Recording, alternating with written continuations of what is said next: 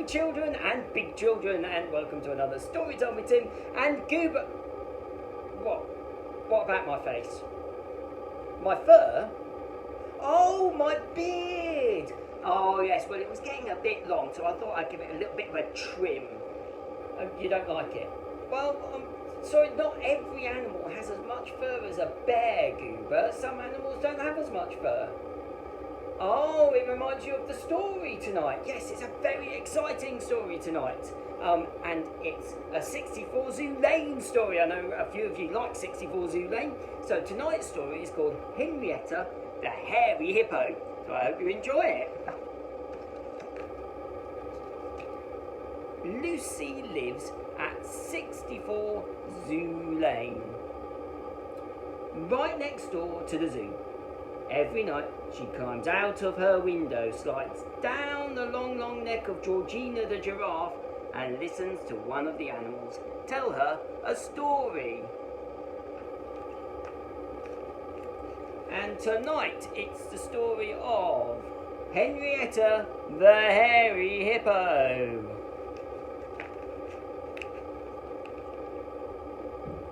The hippos in the Zamban River loved to swim in the shallow water.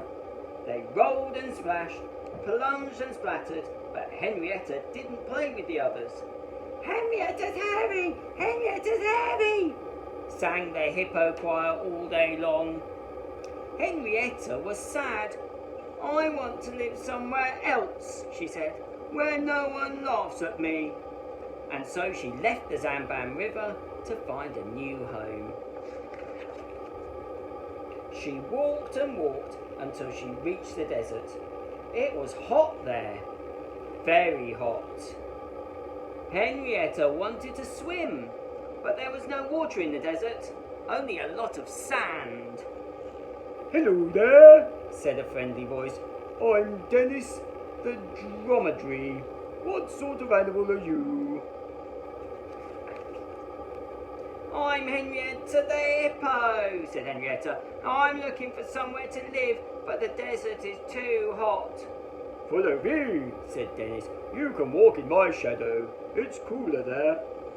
And so Henrietta walked with Dennis until she reached the jungle. Henrietta liked the jungle. It was full of sweet smells and pretty colours. Then, suddenly, she heard a noise. "Catch us if you can!" called two monkeys. They wanted to play. Henrietta chased the monkeys. She ran faster and faster and faster.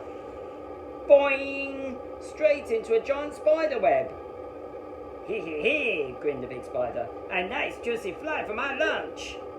"I'm not a fly!" cried Henrietta. I'm a hippo, help!"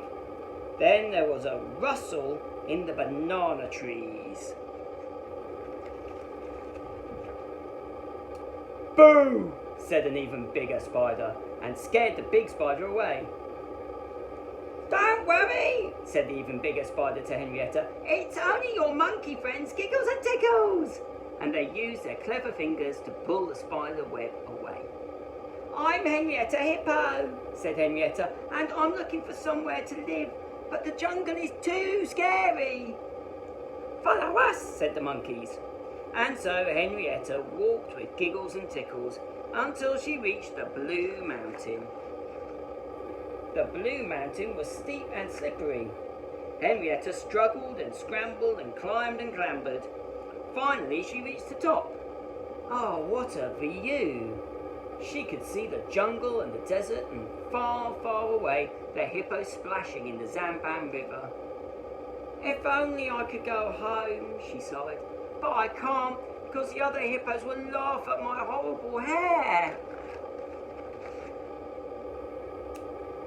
"Well, I think you have beautiful hair," squeaked a voice. "You just need a new hairdo. Leave it to your friend the snip bird. Comb and snip, and comb and snip. I'll give you a look that's really hip." Done. Henrietta was very pleased with her princess hairdo. "Thank you, Snip Snap Bird," She said, "Now I can go home." She waved goodbye and walked back to the Zamban River. "Henrietta," called the other hippos, "you look like a princess. Come over and tell us where you've been." And so Henrietta talked and talked as she swam across the Zamban River. She talked about the desert and about the jungle and the Blue Mountain, and still the other hippos wanted to hear more. Henrietta was very happy, but when she stepped out of the water and shook her wet coat, her princess hairdo was ruined. Henrietta was worried. Would the other hippos laugh at her again? But they didn't. They smiled at her. "Come on, Henrietta," they said. "Tell us more about your adventures." And so she did.